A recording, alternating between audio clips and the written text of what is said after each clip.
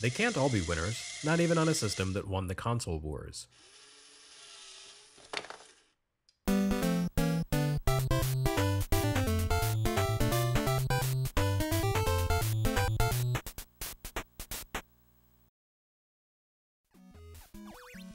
Considering R.O.B was nothing more than a kludge that Nintendo's R&D teams threw together in order to provide a novel retail incentive for the American launch, the accessories pack-in game, Gyromite, turned out far better than it really had any right to. Just as Gunpei Yokoi repurposed Zapper technology to create R.O.B, Gyromite's lead designer took the popular puzzle platformers of the era and adapted them into a fascinating work that transformed the NES into a convoluted toy. Sure, Gyromite required a fairly cumbersome setup, but its clever design transcended mere novelty and gave NES owners a challenging video game experience like nothing before it, and nothing since, for that matter. With such a unique creation under their belt then, you might wonder why Nintendo never made another piece of software for R.O.B following the NES launch. After all, a huge number of American fans owned a R.O.B since he shipped with a deluxe set launch edition of the system. Those who didn't buy in with the deluxe could always simply buy R.O.B separately further down the road. And the robot really represented the face of the NES in those early days, as Mario was still growing into the icon he would eventually become. Nintendo had a great hook in R.O.B, and thanks to Gyromite, the little guy demonstrably had the potential to serve as the nexus for entertaining video game experiences. So what was up with this quick abandonment? Why would Nintendo never revisit the Robot series of NES games? The answer, tragically, can be found in the only other Robot series game Nintendo ever created, Stack Up, where Gyromite turns R.O.B into a central component of a challenging and well-designed puzzle platformer. Stack Up feels like the prototype of a game that nobody ever bothered to finish. And maybe it is. Stack Up launched in Japan a few weeks before Gyromite, and based on some hidden comments in the game code, it looks to have been something of a rush job. Composer Hirokazu Tanaka seemingly completed the audio engine or music in May 1985, just 2.5 months before the game's launch. Remember, this was the cartridge era where chip fabrication took several weeks to complete, meaning Stack Up and Gyromite were last-minute productions. And who knows, maybe that was the case for everything Nintendo produced back in those days. But in this case, the game feels like a rush job, more so than anything else from the NES launch. The urgency makes sense. The NES test launch loomed large in America, and R.O.B software was of utmost importance for the system's American debut. Neither game was even given a localized title screen. Gyromite has its Japanese Robot Gyro title, and Stack Up opens as Robot Block.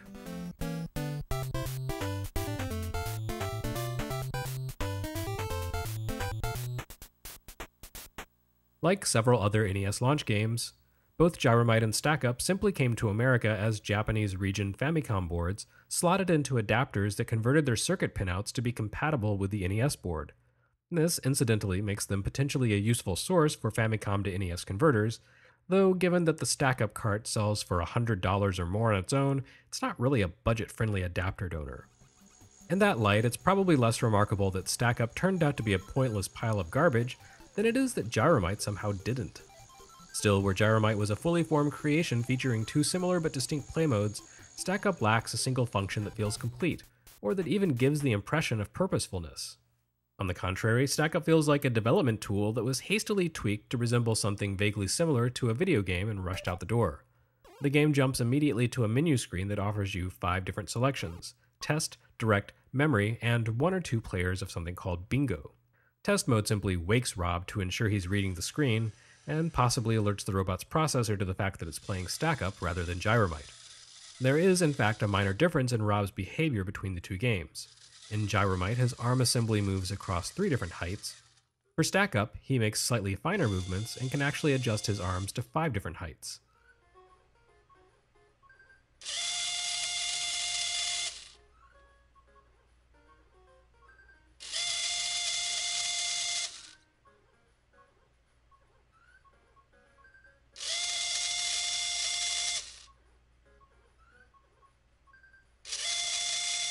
Otherwise, R.O.B is doing the same routine here as in Gyromite, grasping objects, lifting them, rotating to move them to new spots, then lowering and releasing.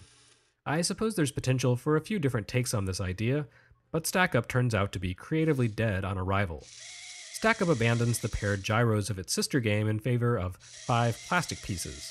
They're called block in the official literature, but what they actually resemble are overweight poker chips, all the way down to the embossed, silver-printed Nintendo logos running along the block's perimeter. They're circular with a sunken middle divot that forms a sort of peg to ensure the pieces fit together securely. As with Gyromite, the physical goods that accompany the game might be its most clever element. The engineering on these pegs is excellent. They're solid, but have a soft, slightly rubberized texture to prevent slipping, and the triangular divots allow them to slot into one another, even if Rob's lateral movement falls slightly out of alignment. And even more helpfully, the divots act as a sort of guide to nudge Rob's arms back on track. Again, this shouldn't be too surprising. Nintendo had a long history of toy manufacturing by this point, but it had been in the gambling business for nearly a century at the time of the NES's launch. And in fact, it had been one of the pioneers of bringing Western gambling paraphernalia to Japan. I wouldn't be surprised to learn that Stack Up's blocks were in fact retooled from Nintendo's own poker chip dies. The rest of the Stack Up peripheral setup, unfortunately, didn't live up to that same standard. To play the game, you needed to remove the Gyromite gear that fit into the 5 slots around Rob's base and replace them with 5 simple platforms. And that was it. Little plastic platforms on which you placed blocks. Do you see the problem here? That's right, unlike Gyromite, Stack Up has no physical link between Rob and the NES. The second controller has no role in Stack Up, aside from the 2-player game. Where Gyromite used its gyro-activated lever attachment to transmit commands to a controller, Stack Up isolates Rob completely from the system. The upshot of this is that Rob's interactivity becomes entirely a one-sided affair, with him receiving commands from the television, but never relaying any information back. The result is that Stack Up fails to be a cohesive work, and the game is incapable of measuring whether or not the player has actually accomplished a goal. Despite all the complexity of the Stack Up setup, in the end the game comes down to the honor system. Once you've completed a task, you press the start button to tell the game that, yes, mission accomplished. It's a bizarre design that requires a high degree of self-motivation from players, which is an awful lot to ask from a game as mundane as Stack Up. As the title suggests, the entire game revolves around stacking up those blocks. It's routine robot labor, the video game, and it's dreadful. Stack Up offers several play modes, but all of them boil down to rearranging stacks of colored blocks. Direct mode is the most basic game, though that might be a little confusing at first, since Gyromite also had a direct mode that wasn't a game. Then again, I suppose you could also make a strong case that Stack Up's direct mode isn't a game either, since it essentially amounts to the Gyromite direct mode with an objective tacked on. That objective is indicated on screen so subtly that you might not even realize it's there, a small box in the upper right that shows 2 small arrangements of colored squares. The leftmost arrangement depicts the initial placement of blocks around Rob, the order of colors and which of his numbered platforms they're meant to be on, and the figure to its right shows the target arrangement you're supposed to be aiming for. You're meant to work against 2 numbers here, a target for the number of commands you issue to Rob, and a countdown timer. The more quickly and efficiently you manage to shift the blocks into their correct configuration, the better your bonus score. But again, this entire game works on the honor system, so there's literally nothing preventing you from hitting start the instant a round begins and earning the maximum score. The game won't penalize you for even this obvious lie. The one other difference between direct mode in Gyromite and in Stack Up is that this game's direct mode doesn't allow you to command Rob with a simple press of the controller. Instead, you control Professor Hector again as he hops about a set of tile-sized buttons that issue Rob 6 commands every time you leap on them.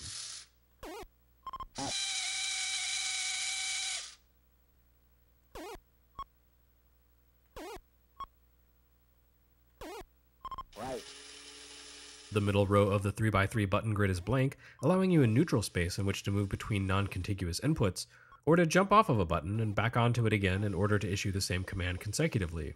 It's kind of cumbersome, but most likely the idea behind this design was to give players some sort of activity to keep them occupied in the dead time while Rob slowly executes a command. Mode 3, Memory Mode, proves somewhat more interesting, as it basically amounts to a programming exercise. It, too, lacks any sort of feedback from Rob, and thus amounts to a test of personal scruples, but it's the closest thing to entertaining you'll find in Stack Up. Rather than directly control Rob here, you instead string together a chain of commands necessary to take Rob's blocks from initial position to target arrangement. This can grow fairly demanding as the arrangements become more complex, and after a while you might even need to make notes on paper as you queue up directions.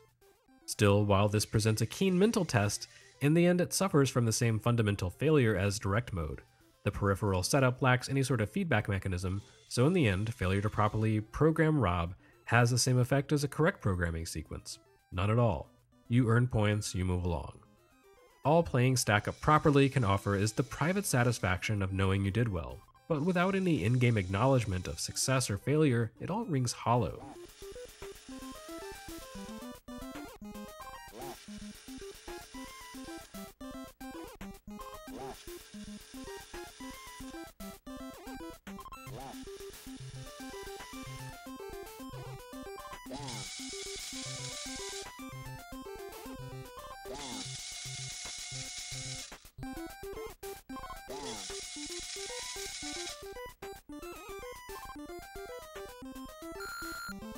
Finally, there's Bingo mode, which can be undertaken by either 1 or 2 players.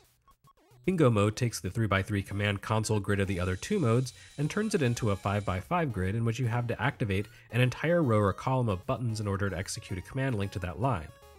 So jump across the topmost row to darken all those switches and you'll issue an up command that causes R.O.B to lift his arm assembly 1 step. Activate the entire far left column and R.O.B will open his grip. As you're doing this, though, you have to deal with 2 hazards. A spike that drifts randomly around the button grid, and an insect that hops in a straight line along an entire row or column, activating or deactivating switches. Professor Hector will be bumped out of action if he collides with either, but Bingo lacks anything like limited lives, so this amounts to a mere inconvenience. The real challenge of Bingo comes in the actions of the bug, whose movements on the control panel can also issue commands to R.O.B. If the bug manages to complete an entire row or column of active switches, it's no different than you doing it yourself. Naturally, the goal of this mode is also to issue commands to rearrange blocks, though because of the more cumbersome input scheme, you're only shooting for target stack quantities rather than color order.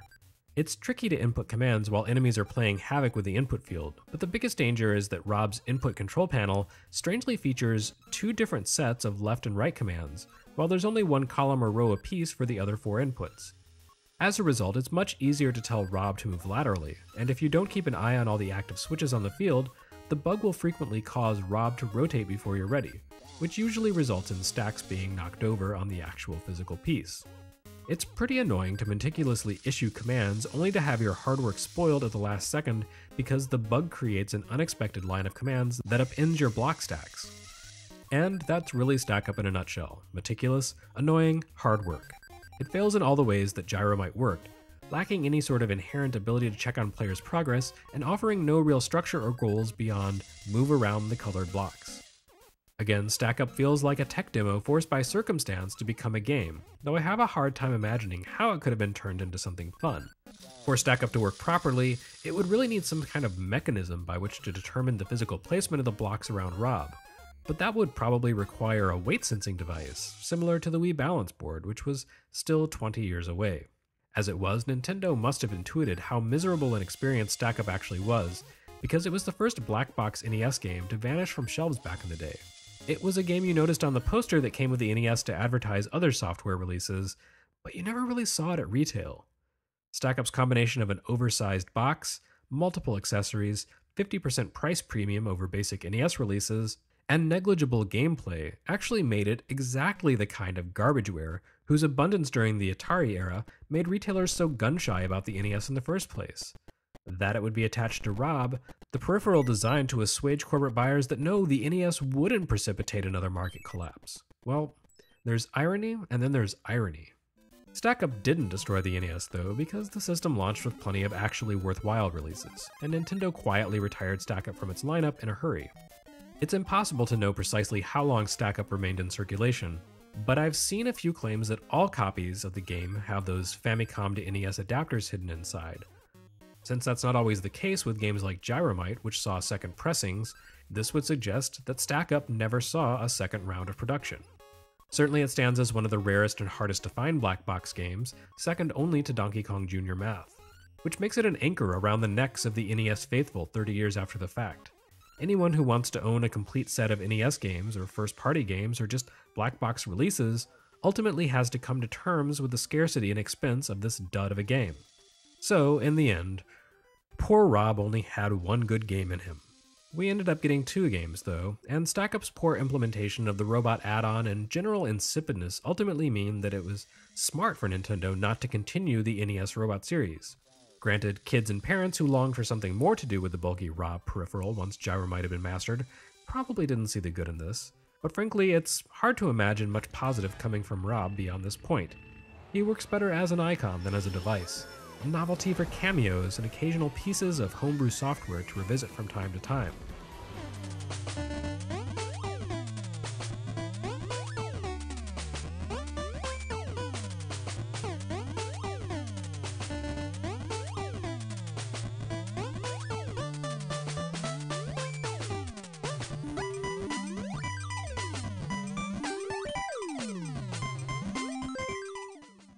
Next on Good Intentions, having conquered American retailers, Nintendo makes a play for American hearts.